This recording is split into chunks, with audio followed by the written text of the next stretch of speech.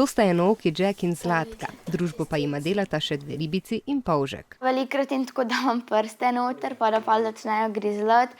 Včasih se tudi pogovarjam z njimi, tako lahko noč, pa tako zjutraj, ko se zbudim, dobro jutro. Akvarijske ribice živijo več let, a njihova življenjska doba je krajša od življenjske dobe ljudi. Lahko tudi zbolijo ali pa se napadejo in Pija se je že srečala z izgubo. Ribice so mi pa ginile nekje 4 mesece nazaj. Sem se jokala, ker sem bila zelo navezana na njih in mi je bilo hudo, ker jih ne bo več. Ker je imela ribice zelo rada, je zanje organizirala pogreb. Ribice sem hotela pokopati, zato ker žive so bile in ni mi všeč, ker jih nekateri pol kar tako nekaj zavržejo, pa tako na kompost pa tako. In pol smo jih ne vem, lepo se mi je zdelo, da bi jih pokopali nekako.